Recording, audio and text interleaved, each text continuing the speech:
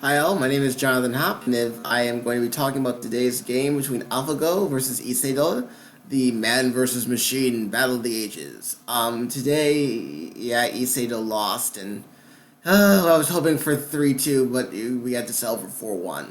Although he put up a great fight.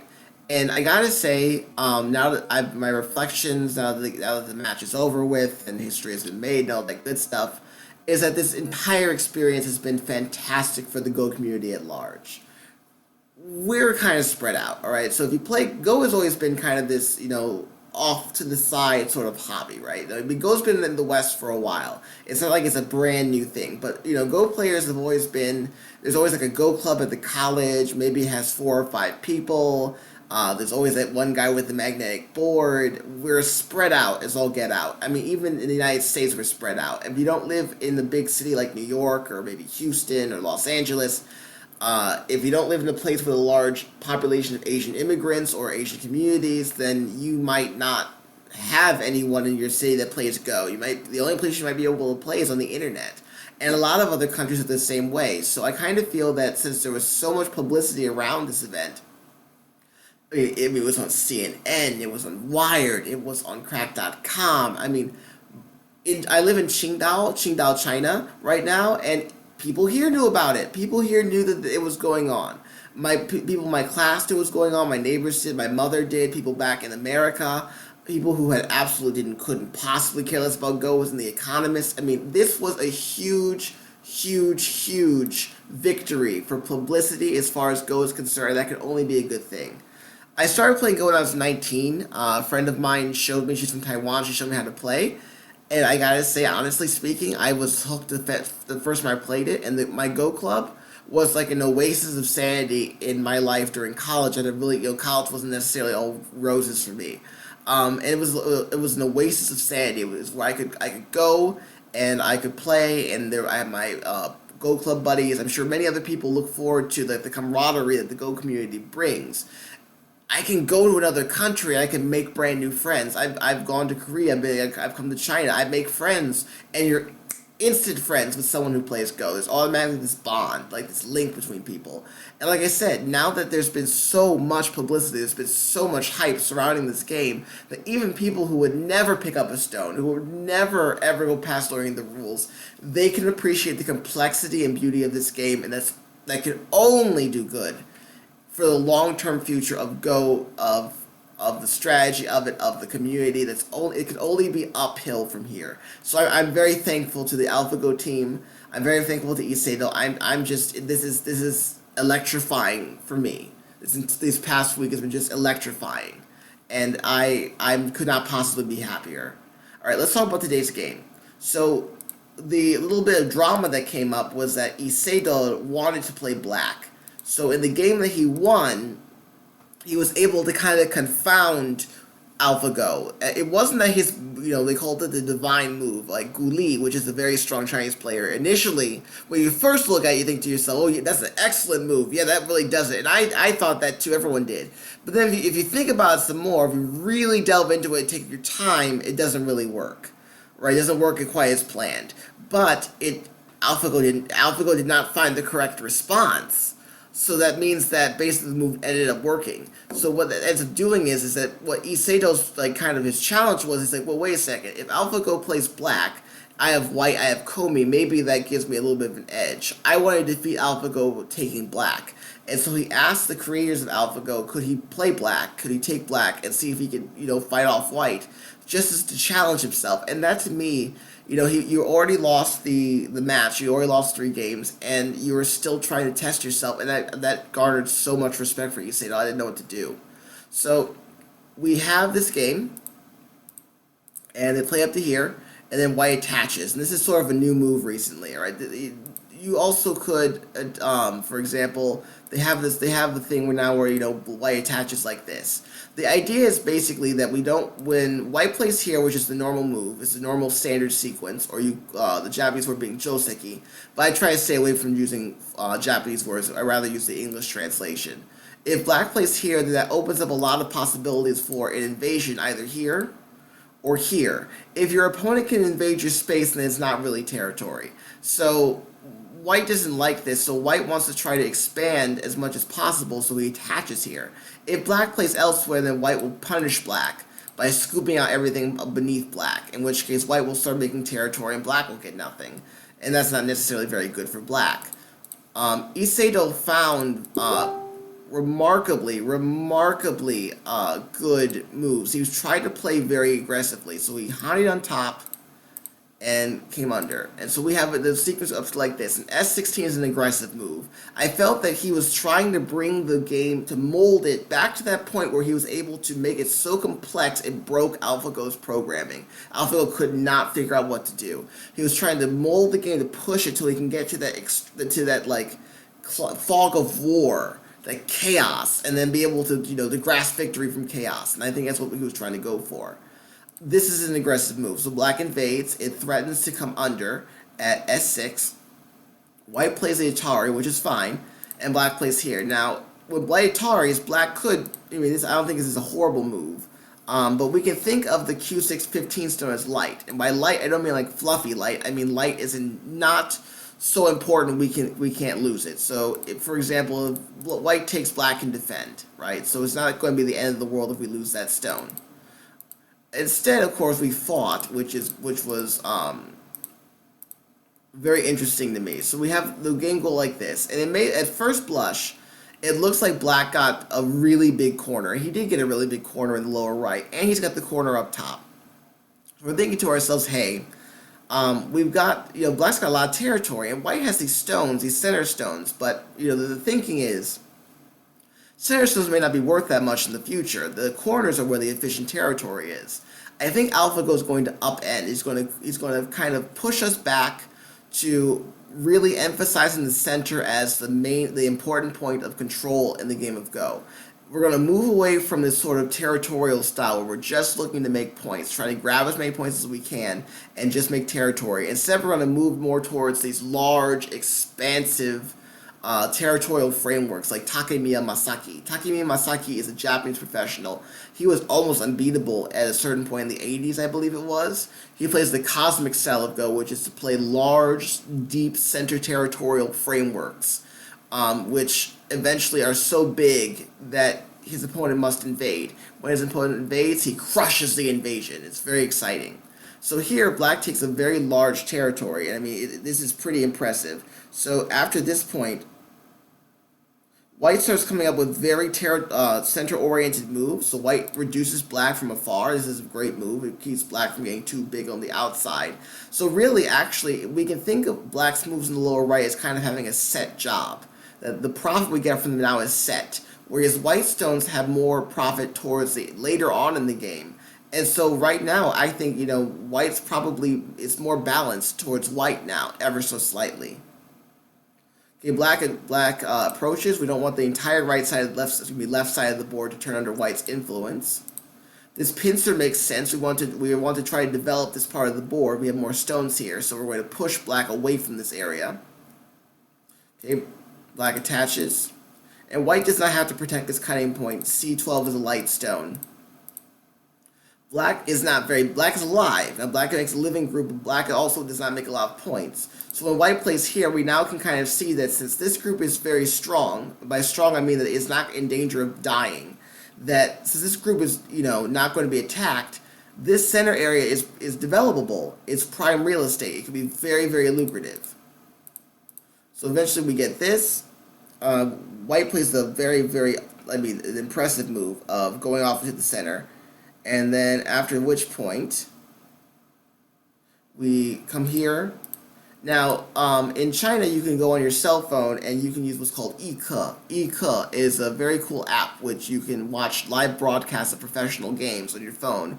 So you're on the bus going like this to your phone, refresh, and people are looking at you. And because you really want to see, because I had to work today, so I couldn't really watch the live broadcast, which was really a bummer. But I get to see it on my cell phone. So the commentator, the professional who commentates on the game while it's being broadcast, was like, well, this could be pretty good for White. White could have a lot of things to look for in the center. There's Aji at N6, and by Aji that means there's potential for bad things to happen for Black should the situation change in the future. And white could look forward to cutting at n6. And the second he posted that, white cut at n6. Now this doesn't work. If you're looking at this cutting stone will die. Okay, so this cutting stone will now die. There's nothing white can do. White is dead. Okay, so that's just not really working, right? So doesn't look so nice. So white does this, and in the game, what ends up happening is white dies. Like, white's entire group dies. And the professional was saying, well, wait a second, this was Aji. There was no reason for white to choose to do this right now. Why is white I don't understand why white's doing this right now. Because white loses the capturing race. But I thought to myself, well, wait a second. Is it really Aji? What if white already wants S9? Like, S9 is Sente in this case. What if white just values S9? And so it already chose the variation that it wants. The other variations, the other Aji, it's not interested in. Okay, it's interested in turning this into territory, so it wants this part to be eventually territory, and it calculates that this sequence is what it eventually wants. If the other sequences that are, the possible sequences you can play are no use to it, then why bother? I mean, so that kind of upended my version of Aji. Like, a lot of times we say, okay, leave the sequence, leave the stones right where they are. Don't continue playing out anything because you don't want to lose the opportunity to play something else later. If you have a clear vision of all the possibilities and you pick one, you think one's the best, and the other ones don't matter. So white continues his center-oriented strategy. Like Hanes, and this cut is a Tesuji. By Tesuji, I mean like an excellent move that works very efficiently. And so now we have this, and then white plays this move, and I want to just hang this move on my wall. I love this. If you were to play like this is like it just does what white wants. This is what black wants, right? Maybe not K13, maybe something else, I don't know. But the basic idea is that black will play lightly, fluidly, float like a butterfly, sting like a bee kind of thing. So where he will erase the center, white will make a few points at the top. This is what black wants. He wants to erase the center with a light group in a big way. And so white will never in a million years do this. White picked this extremely aggressive move, but he should be aggressive because he's so strong. White's wall is so strong in this area that he should be making these kind of moves. And then he picks these really strong moves. Black makes life, and if black is making life, that means white is getting moves on the outside. And if white is getting moves on the outside, then that means that these stones, he's making more walls. He just needs 4 walls to make territory in the center, and if he makes it 4 walls far away from each other, then that center territory, which was just potential, now becomes territory, and it becomes big territory. And if you look around move 90, which we'll get to in a second, black peeps, this is a forcing move, black can cut, but white can connect. It becomes a capturing race, in which case, if white gets here, white lives. In case of a capturing race, I think white comes out ahead. And so at this point, we have this move, which is, deepens white's territorial framework, and now we have a pretty much a game where white's ahead. Including Komi, white's territorial framework towards the middle is just too big, and black's territory stones don't have enough expansion really to meet it. So even if black has to desperately reduce white's 20 points ahead, it has 19 points to give black before he has to start worrying about anything. So that's kind of where I'm feeling. I'm feeling that the center turned out to be more. And usually around move 90, if you look at the other games, around this point, you'll see that white clinches this big area. The second game, his area was huge. He had this gigantic area that he couldn't do anything about. So in game 3, in game 4, it was the same thing. Lee Sedol was just ousted in the opening, and then he had to come in, and again he got lucky. So after this point, black has got to do something about this framework, or else life is going to suck. L19 to me was very necessary but painful because the move itself doesn't make many points. This is slow, but actually I think maybe it's a very creative move. It keeps black from making too many points here. It makes it more difficult to move into here, and I think white has said that he only wants to get maybe this area in here and some of this area. Maybe he doesn't think this is going to turn to territory. White has an excellent sense of the balance of the game. keeping the balance to its favor. Because now it knows that even if black reduces it, black does not gain points while reducing too much. So if black doesn't gain points while reducing, then white just needs to not allow black to reduce to a certain point and still win. 1 point win, half point win is all the same to AlphaGo, which is amazing to me.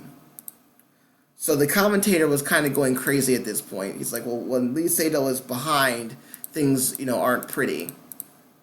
And I thought to myself, yeah, it's true. But AlphaGo did such a great job.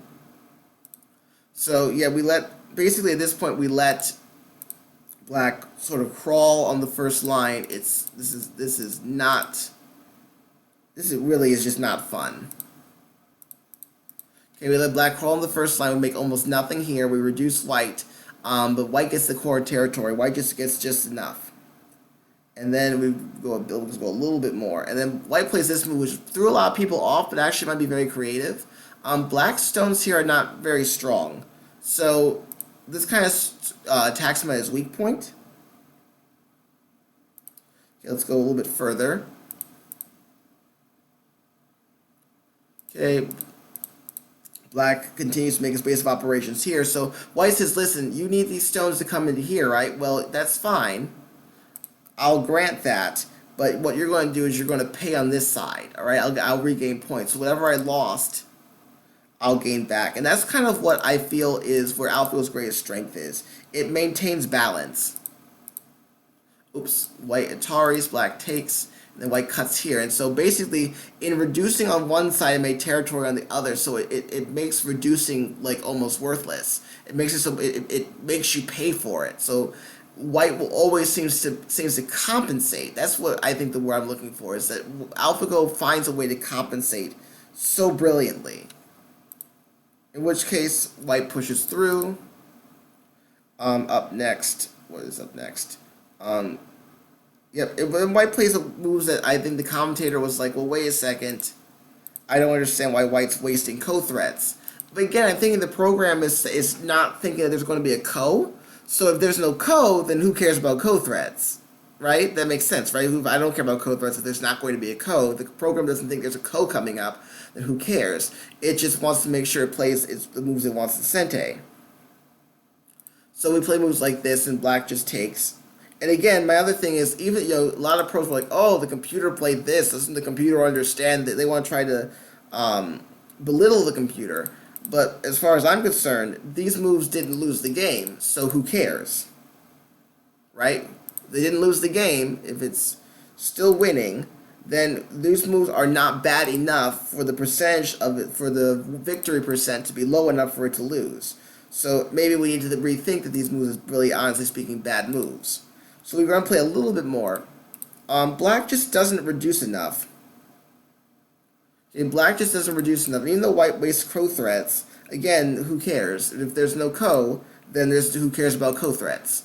So basically, you can probably catch the rest of the game on another channel or the SGF file. But what I really wanted to call into attention was sort of like AlphaGo's kind of fresh thinking. And I think if AlphaGo has all these variations, it makes its decision-making ability is really good. It's very impressive. It decides large swaths of the board and uses that, like, what it has already decided will happen in the future to make plans about what it does on the rest of the board. So it's constantly doing full board thinking. It's constantly always willing to exchange. A lot of things we learn as Go players, like, hey, yeah, they killed your stone on the left side, but you gain more on the right side. Hey, you don't have to hang on to every single stone. You can let your opponent have the small stuff. Hey, you got to keep your eye on the entire board. You can't just be bogged down in the skirmishes and the fights. Those are things you learn as a Go player, as you get stronger. And AlphaGo seems to show that all the adages we learned as Go players when we were beginning to learn strategy were all true, right? It's showing us in very clear, in a clear manner that, aiming for the center for influence is good. Controlling the center is important. Be flexible. I mean, here, people might, if we look back at this when Black lost all of his stones, you might be thinking to yourself, people might freak out at this move, right? People might be like, oh my God, now he's going to cut through here and destroy this. Yes, but in doing so, he destroyed himself. So you gained some compensation here.